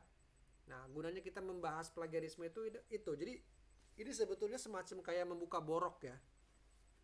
Tapi mendingan dibuka dari sekarang boroknya. Supaya kita tahu, oh sudah dikasih tahu nih sama Pak Yon sama Pak Rian, jangan dilakukan. Kalau masih dilakukan ya silakan terima konsekuensinya.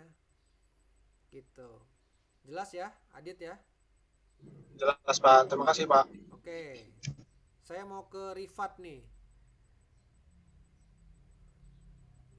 Rifat. Oke, Rifat, ada komentar, silakan. Mungkin sebuah pertanyaan Pak mengenai plagiarisme itu. Dalam mengutip pendapat atau karya seseorang itu, apakah ada ketentuan banyak atau sedikitnya karya yang boleh dikutip nggak sih Pak? Misalkan hanya boleh mengutip 1 paragraf atau 1 bait saja. Iya, Mungkin itu Pak. Oke, sebetulnya sudah dijelaskan ya di awal ya. Kutipan tuh ada berapa jenis? Ada berapa jenis kutipan? Ada 5 Pak. Ada berapa? Oh, kutipan. Iya. Ayo jawab. Yang lain boleh bantu. Ada berapa jenis kutipan? Kutipan langsung dan kutipan tidak langsung, Pak. Iya, ada kutipan langsung, ada kutipan tidak langsung. Kutipan yang langsung ya, kutipan yang langsung itu saya kasih contoh aja ya. Sebentar.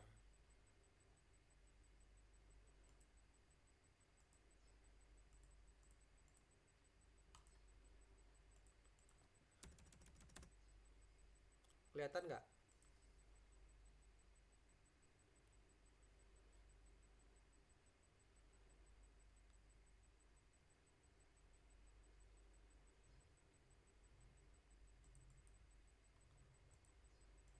Kelihatan?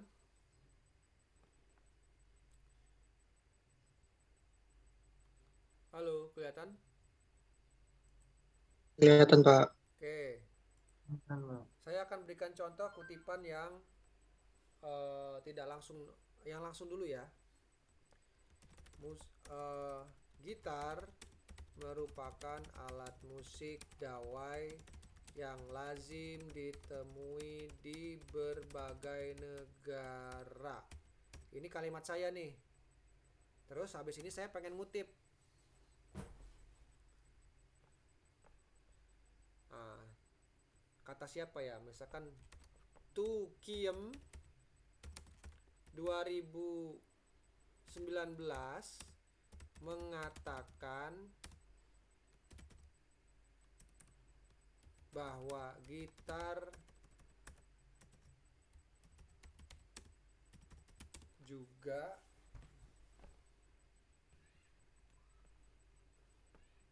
diadopsi di berbagai negara sebagai alat sosial.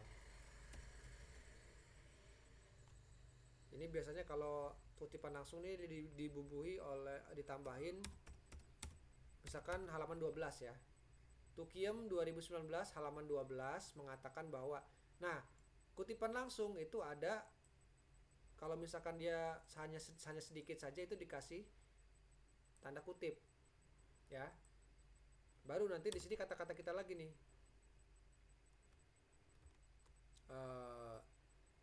Ini kan ingin menjelaskan nih bahwa pernyataan tukiem ini kan gitar diadopsi di berbagai negara sebagai alat sosial.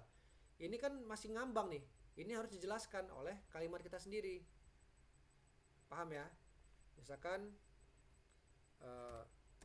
maksudnya apa sih gitar digunakan sebagai alat sosial di beberapa kondisi? Misalkan gitar kerap digunakan di lingkungan pertemanan, misalnya seperti tongkrongan kan gitu kan rata-rata kalau anak-anak muda kayak kalian kayak nongkrong sambil ngopi sambil ngerokok itu kan teman lainnya apa kira-kira yang dipegang? Kalau di kosan gitar kan, nggak mungkin sambil ngopi sambil ngerokok main zimbe atau main drum gitu, jarang, nggak mainstream ya. Makanya itu dikatakan bahwa gitar itu alat sosial. Jadi dari tongkrongan itu rata-rata alat musik yang dipakai sambil ngobrol sambil ngopi itu apa? Gitar. Itu makanya dikatakan alat sosial. Nah, ini kutipan. Izin Pak, maaf. Ya, silakan. Saya tidak jalan. Tidak jalan. Oh, tidak jalan. Oke. Saya ulangi. Gimana? Jalan? Sudah, Pak. Oke. Nah, ini. Yang ini adalah yang ini kutipan langsungnya nih. Gitu ya. Kutipan langsung. Nah, sekarang gimana kalau misalkan saya pengen bikin sebagai kutipan tidak langsung kalimat yang ini? Bisa nggak? Bisa. Kita hilangin aja ininya. Terus kita rubah kata-katanya jadi parafrase. Gimana caranya? Tukiem mengatakan bahwa gitar juga diadopsi sebagai alat sosial gitu loh. Bisa misalkan kita mengatakan bahwa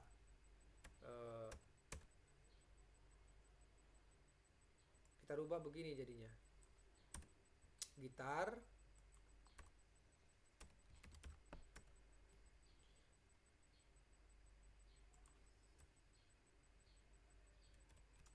juga dikenal sebagai media dalam pergaulan atau di lingkungan sosial. Nah, ini kan bisa kan kata-katanya udah beda kan? Tulis di belakangnya Tukiem 2019. Ini jadi kutipan tidak langsung tuh.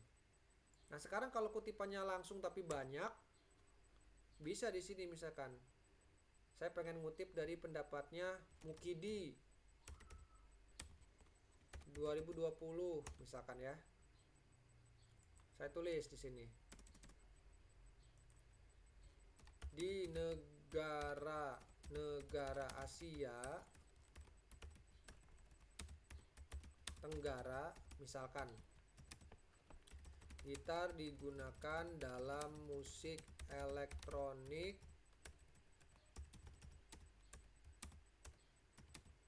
salah satunya dalam band misalkan begitu. Gitar juga dikenal luas sebagai alat musik tradisional. Misalnya ada gitar tunggal Lampung yang mengadopsi pola permainan misalkan Batanghari 9 dan Gambus Tunggal Lampung. Hingga hari ini gitar tunggal masih dikenal luas. Ini kan agak panjang tuh, ya kan? Ini kutipan nih. Tapi jangan kebanyakan. 4-5 aja. Kalau kebanyakan namanya ngerampok gitu. Jadi ini digeser agak masuk sini. Set. Nah, gitu. Ya. Ini kutipan. Baru ditulis ini kata siapa ini? Dari bukunya siapa? Oh, bukunya Mukidi. Berarti tulis di belakangnya Mukidi 2020. Tulis juga halamannya. Misalkan page 45. Kayak gitu. Terus bawahnya pengen normal lagi, pengen nulis ya biasa lagi. Gitar bla bla bla bla gitu. Jelas nggak, Rifat? Jelas, Pak. Saya tahu ya untuk semua ya, gitu. Jadi sebetulnya ngutip itu boleh ya, tapi zaman sekarang karena berpotensi kalau kutipan kalian itu sama persis copy paste kayak gini, ini udah jarang dipakai orang lagi sekarang kutipan langsung ini. Bukan nggak boleh, bukan, masih boleh. Tetapi ketika dicek Turnitin ini bakal jadi persentasenya bakal naik kalian gitu. Makanya saya nggak sarankan. Jadi gunakanlah kutipan yang tidak langsung. Jadi parafrase kayak gini. Jadi Anda pelintir kata-katanya, ya, sehingga itu bisa menjadi apa ya istilahnya, menyelamatkan lah. Kira-kira gitu, Rifat. Ada lagi pertanyaan? Coba semuanya bertanya. Coba saya pengen yang berkomentar atau berasumsi atau bergagasan gitu loh. Coba Nadia belum jarang ngomong nih. Nadia mana Nadia? Hadir Pak. Oke, silakan Nadia. Berkomentar atau bagaimana nih Pak? Iya boleh berkomentar. Kita kan diskusi nih. Diskusi itu tidak harus bertanya. Oke, mungkin kalau untuk komentarnya dari pertanyaannya Rifat tadi nggak ada sih Pak. Mungkin kalau dari penjelasan dari Pak Yohan tadi mengenai plagiat, itu kan kita pada umumnya itu mahasiswa itu kan biasanya kejebak di kata-kata yang kayak diulang-ulang gitu kan Pak. Jadi tuh kata mahasiswa itu kan biasanya ngelihat dari referensi yang udah lama, kemudian kita coba tulis ulang. Namun karena kita pemula jadinya tuh kayak susunan katanya tuh kurang rapih dan gak enak gitu nah Pak. Nah kalau komentar Nadia sih kayak gitu Pak. Izin bertanya boleh Pak? Iya silakan. Jadi gini Pak, waktu itu kan sudah pernah menulis di mata kuliah yang lain juga. Kemudian untuk tingkat plagiatnya itu 20-an gitu Pak. Nah, kenapa yang mau ditanyain itu, apakah di kampus Unila itu ada kebijakan mengenai Turnitin yang kayak judul, cover, kemudian latar belakang dan lain-lain itu kenapa bisa kena, apakah itu ada toleransi atau bagaimana Pak? Soalnya kalau dilihat dari plagiat Turnitin itu kebanyakan yang kena itu kayak gitu Pak, dari daftar isi kemudian daftar pustaka seperti itu Pak. Terima kasih Pak. Oke, jawabannya ada ya. Saya nggak tahu yang terakhir itu 25 atau 30%. Tapi amannya sih 20 ke bawah ya, 20% ke bawah. Jadi jangan sampai di atas itu gitu loh. Kalau masih di atas itu berarti kalian belum aman. Ya, itu kebijakannya itu. Cuman saya yang terbaru ini saya belum update ya, apakah 30 apa 25. Tapi amannya sih 20, di angka 20 ke bawah. Supaya aman gitu.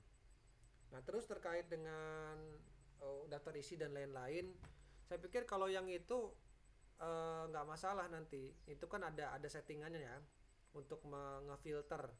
Misalkan Turnitin juga udah canggih sekarang, udah bisa buat setting mana yang Kalau ada yang kutipan langsung pun juga sebetulnya bisa itu. Bisa ditolerir ya. Tapi kan butuh effort lagi untuk kalian setting-setting lagi gitu. Nah, makanya daripada kerja 2 kali mendingan kalian dari awal aja cari aman. Jadi dibuat setiap kalimat yang kalian bikin tuh diparafrasekan gitu loh. Ya, kalau harus mengutip, harus mensitasi, jangan pakai sitasi langsung. Pakai yang tidak langsung supaya aman. Gitu. Jadi memang butuh sedikit effort untuk kalian menuliskan ulang. Karena kalau enggak nanti ketika diturnitin ternyata banyak, ya kerja 2 kali gitu loh. Tapi saya selalu percaya kalau misalkan kayak saya nih kemarin kan, saya ngecek nih disertasi 700 halaman, bayangin coba 700 halaman. Daftar pustakanya aja itu hampir 20-30 halaman, daftar pustaka saya doang gitu. Nah, ketika saya ngecek itu di angka berapa ya? Saya ngecek sendiri ya. Di angka masih di bawah 30 ya, sekitar 25 atau 27 gitu. Sebetulnya sudah aman. Tetapi kan itu yang merah-merahnya itu ternyata setelah saya cek itu sisa dari yang kayak tadi yang Nadia bilang. Ada dari daftar pustaka, ada dari yang lain-lain gitu. Jadi kalau merah-merahnya tingginya karena itu, kalian nggak usah khawatir. Tapi itu pun juga masih harus di bawah 30. Paham nggak sampai sini? Misalkan Nadia ngecek nih, skripsinya udah jadi, terus harus cek Turnitin kan, terus kamu khawatir gitu, cek dulu aja misalkan. Tapi setelah dicek, sebelum dicek sama kampus, saya cek dulu nih, berapa Turnitinnya? Udah 26 misalkan. Setelah dicek, oh ternyata yang 26 tuh yang kena yang merah, yang merah tuh yang daftar pustaka gitu kan. Terus kata-kata yang apa namanya, kutipan adalah 1-2 nyempil gitu kan, atau daftar isi dan lain-lain gitu. Nah kalau itu nggak apa-apa, artinya nanti kan si operator akan ngurangin dari yang merah itu kan. Nah waktu saya ngecek itu sekitar 26-27. Ketika saya ngecek pakai Turnitin kampus cuma 4% plagiatnya, artinya sudah berkurang jauh kan, sama dia sudah dibuang. Karena yang sisanya itu ternyata memang yang istilahnya masih bisa ditolerir lah gitu. Jadi yang plagiat, yang kena plagiat ternyata daftar pustakanya. Kan daftar pustaka kan nggak dihitung, karena kan pasti sama kan gitu. Jadi saran saya gitu, yang penting kalian patokannya di bawah 30 aja. Nanti kalau udah di bawah 30 misalkan dicek masih kena yang data pustaka dan lain-lain, nggak apa-apa, karena nanti ketika itu dihilangin akan turun lagi angkanya. Tapi kalau misalkan kalian ngecek itu artikel isinya gitu di luar data pustaka itu masih 60-70, wah itu kalian harus hati-hati gitu. Jelas ya Nadia ya? Jelas Pak, terima kasih Pak. Oke, baik, kita sudah bergabung lagi dengan Pak Yohan. Pak Yohan, apa kabar Pak? Sehat Pak. Iya sehat ya. Bisa mendengar suara saya? Bisa. Oke, baik. Ini kita sudah berada di penghujung perkuliahan. Kita memohon untuk Pak Yohan memberikan statement-statement terkait dengan pertanyaan-pertanyaan tadi dan juga hal-hal yang berkaitan dengan plagiarisme, Pak. Silakan, Pak. Terima kasih Pak Rian. Hari ini perkuliahan selesai, tapi mohon maaf saya tadi sempat keluar, baru masuk lagi. Jadi kita yang terpenting itu melakukan hal-hal yang diterangkan tadi, ya, untuk menghindarinya. Kecuali kalau memang disengaja, ya, disengaja ingin melakukan penyontekan. Cuma seperti yang diterangkan oleh Pak Rian, bahwa sepandai-pandai tupai melompat pasti akan jatuh juga. Jadi kalau kita menggunakan aplikasi apapun, software apapun untuk melakukan kegiatan plagiat itu tadi, pasti dosen tahu, ya, karena mesin tidak akan bisa mengalahkan dosen. Itu saja Pak Rian, mudah-mudahan bisa diterima oleh mahasiswa dengan baik. Mudah-mudahan dalam penulisan nanti semuanya akan bagus. Terima kasih Pak Rian, terima kasih teman-teman mahasiswa. Oke, Pak Yohan, kita foto dulu ya Pak, terakhir. Iya Pak. Oke, teman-teman semua, silakan Adit, Bramantio, Farhan, Adi, dibuka kameranya. Siapkan senyum terbaik ya. Tolong rambutnya dikelola dengan baik. Kerudungnya ya, di manage ya. Oke, kita hitung mundur. Farhan, mana Farhan? Farhan? 1, 2, 3. Oke, tadi Cynthia minta lagi katanya tuh. Oke, siap. 1, 2, sebentar. 1, 2, 3. Oke, nah sekarang yang pakai gaya ya. Yang pakai gaya, boleh bergaya, tapi jangan berlebihan ya. Jangan lebay. Nah, gitu. Oke, nah itu kayak Hafiz bagus tuh, Hafiz tuh gayanya tuh ya. Gaya lebaran tuh. Oke, 1, 2, 3. Oke. Sekali lagi, itu Adi kamu harus jangan di motor begitu, berhenti dulu. Nanti nabrak lagi kamu itu. Ya, berhenti dulu. Jangan sambil nyetir begitu, nggak boleh ya. Oke. 1, 2, 3. Hati-hati itu ya. Sambil berkendara tuh nggak boleh. Makanya kuliah itu harus fokus ya. Jangan sambil mengerjakan aktivitas lain gitu. Jangan sambil nyetir segala macam. Nah, ini awas nanti next kuliah lagi nggak saya izinkan sambil nyambi gini ya. Ini terakhir nih kuliah sambil nyambi karena berbahaya ini. Oke. Baik, adik-adik semua, kita berada di penghujung perkuliahan. Alhamdulillah kita sudah satu tahap melewati perkuliahan kita di sore hari ini. Mudah-mudahan kuliah kita membawa keberkahan ya. Membawa keberkahan dan juga manfaat. Saya selalu percaya kalau segala sesuatu apapun itu dikerjakan dengan sepenuh hati, dengan setia, dengan mengucap bismillah gitu ya, pasti akan membawa manfaat baik secara langsung maupun tidak langsung gitu ya. Jadi itu sudah merupakan hukum alam gitu ya.